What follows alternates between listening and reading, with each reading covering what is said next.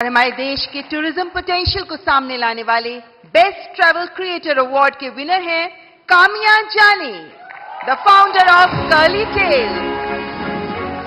हमारे देश के कई ऐसे पहलुओं को सामने रखा है जो अभी तक अनएक्सप्लोर्ड रहे हैं। So the beauty of India has been showcased by her in her videos. That's Kamiya Jani. बहुत बहुत बधाई। Thank you so much. Thank you. Thank you. Kamiya ji बताइए। मुझे घूमने का बहुत शौक है और मुझे लगता है कि जब हम ऑफिस से थके आ रहे आते हैं या वीक भर पूरा काम करते हैं, वीकेंड्स में हमें एंजॉय करना चाहिए। जो इतनी ब्यूटीफुल नेचुरल ब्यूटी हिंदुस्तान में है वो एंजॉय करनी चाहिए। और मुझे लगता है भारत सबसे ज्यादा खूबसूरत देश है और यही ऑब्जेक्टिव है कि ग्लोबल मैप पर भारत नंबर 1 पर हो बस। और फिलहाल कंफ्यूज्ड हूं, लक्षद्वीप जाऊं या द्वारका? द्वारका आपको काफी नीचे जाना पड़ेगा। लेकिन वो मेरा अनुभव बहुत ही अद्भुत था। खैर उसकी बात कभी फिर करूंगा, लेकिन मैं नहीं मानता सब टूरिस्टों के लिए कितना सुविधाजनक होगा। लेकिन अब जैसे मैं आदि कैलाश गया था। आदि कैलाश हमारा काफी ऊंचे टॉप पर है और दूसरी तरफ मैं यहां द्वारिका में काफी मीटर नीचे चला गया पुरानी द्वारिका देखने के लिए।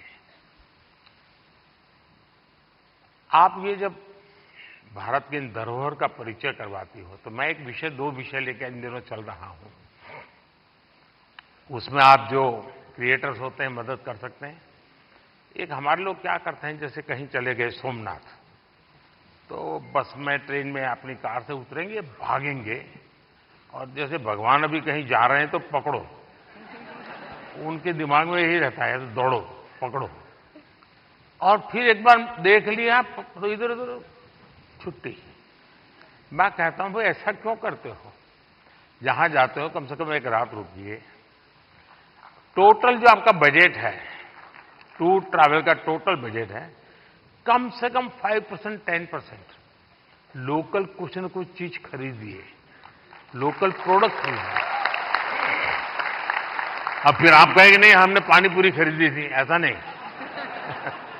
खाना वाना तो कंपलसरी है, खाएंगे, लेकिन कोई वहां की प्रोडक्ट, क्योंकि हमारे देश की जो ये भी एक सामर्थ्य है और वहां की इकोनॉमी को बहुत बड़ा बल मिलता है। अब जैसे मान लीजिए आप बद्रीनाथ गए और वहीं से थोड़ा 5 किलोमीटर दूर मणा गांव गए और मणा गांव से हैंडीक्राफ्ट खरीदा, तो हिंदुस्तान का वो पहला गांव, उसके बाद चाइना आ जाता है, वो पहला गांव, वहां के कुछ चीजें खरीद करके अपने गांव ले जाओगे, देश की एकता को हमेशा हमेशा बनाए रखने का काम आएगा। तो कभी आप ऐसे विषयों को भी अगर प्रमोट कर सकते हैं तो बहुत अच्छा होगा। बिल्कुल।